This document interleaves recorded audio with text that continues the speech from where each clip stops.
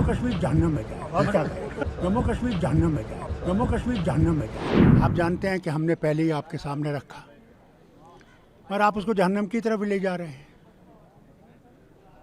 जो जन्नत जो है उसके लिए तो कुछ नहीं किया जा रहा। अगर फिर दोस्त बर रोए ज़मी अस्त, हमी अस्तो हमी अस्तो हमी अस्त। If there is a heaven on this earth, it is here, it is here, it is this.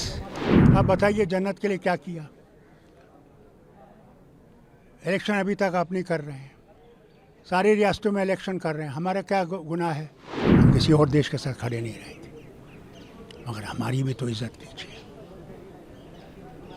हमारे दिल को भी तो जीतने की कोशिश कीजिए।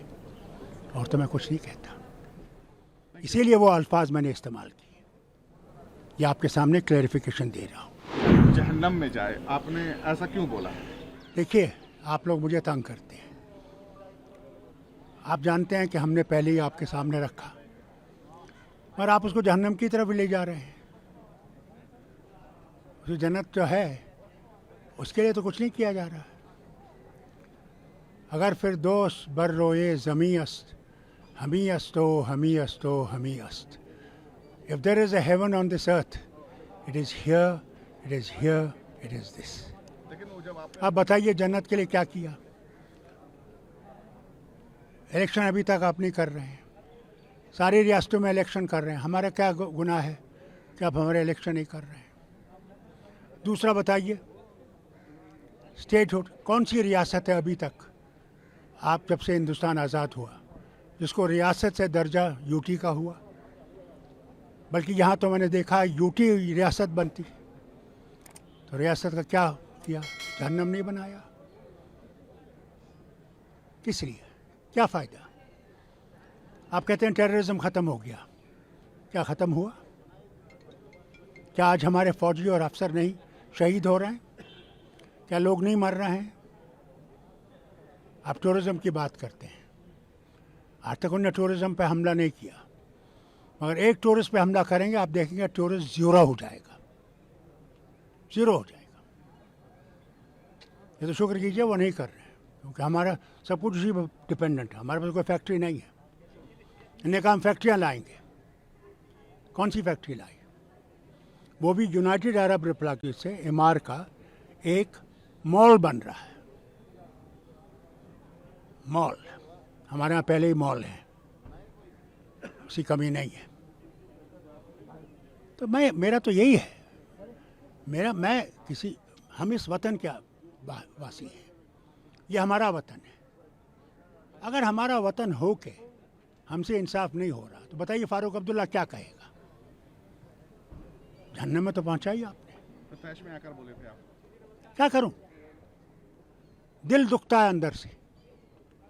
मैंने लोगों के सामने जाना पड़ता है, मुझे गालियां पड़ती हैं। किसकी नीतियों की वजह से हुआ ये? इसलिए बताइए क्यों किया?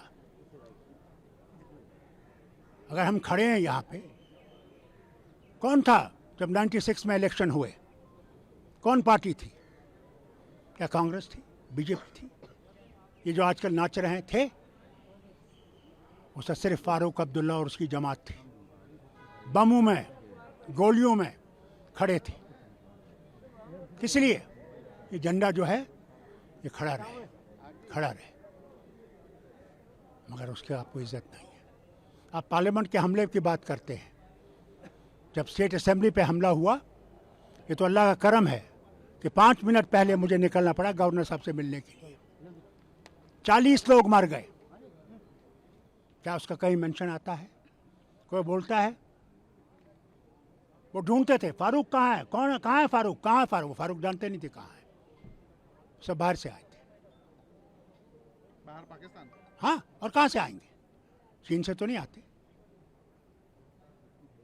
तो ये देखते हुए भी आप हमारा दिल नहीं जीत रहे हैं। जब प्रधानमंत्री ने हमें बुलाया, सब लीडर्स को, मैंने प्रधानमंत्री से साफ एक बात कही। मैंने प्रधानमंत्री, आपको हम पे विश्वास नहीं, हमको आप पे विश्वास नहीं। इस विश्वास को कैसे हम पैदा करें? प्रधानमंत्री ने जवाब में कहा, दिल की दूरी और दिल्ली की दूरी को दूर करना है। क्या आज तक उस दूरी को दूर किया गया? बताइए, अब फारूक अब्दुल्ला कहेगा तो क्या कहेगा? हमारा कसूर नहीं है। हम लोग खड़े रहे, आज तक खड़े हैं, जब तक जिंदगी है खड़े रहेंगे, इस देश के साथ खड़े रहेंगे। हम किसी और देश के साथ खड़े नहीं रहेंगे। मगर हमारी भी तो इज्जत कीजिए, हमारे दिल को भी तो जीतने की कोशिश कीजिए। और तो मैं कुछ नहीं कहता, इसीलिए वो अल्फाज मैंने इस्तेमाल किए। ये आपके सामने क्लैरिफिकेशन दे रहा हूँ, क्योंकि कई मीडिया के जमाते इसको बहुत उस तरह के इस्तेमाल करेंगे। यह आदत ऐसी है, मगर दिल फट गया है, इतना अंदर है, बयान नहीं कर सकता। आज रिजर्वेशन बिल आ रहा है औरतों के लिए। बताइए किस स्टेट में औरतों के लिए मैंने लड़कियों के लिए 50% रिजर्वेशन रखी मेडिकल कॉलेज में, क्योंकि हमारी औरतें आज भी मर्द डॉक्टर को दिखाना नहीं चाहती। जैसे राजस्थान में है, मैंने वहाँ से डॉक्टरी की है, रिजर्वेशन दी, किसी और स्टेट ने दी? पंचायत में 33% मेरी हुकूमत ने दी। मेरी हुकूमत नहीं थी जब ये डीडीसी बना, मैं उस वक्त भी उसको भी रिजर्वेशन देता। कहते ना पंडितों का, हंडू साहब थे, रेवेन्यू मिनिस्टर थे, कश्मीरी पंडित थे, मुसलमान इलाके से नेशनल कॉन्फ्रेंस को जितवाया। बखलू लेडी हिंदू कश्मीरी पंडितानी थी, उसको अपर हाउस में लाया कि इनकी आवाज़ हो, ये बोल सके, ये अपने मुद्दे उठा सके। हमने कभी मज़हब में फ़र्क नहीं किया।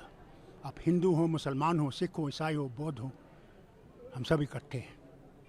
ये देश तभी आगे चलेगा जब हम इस बात पर रहेंगे, ये देश हम सब का है और इस देश को हम सब ने चलाना है। इस देश की मानता रखनी है,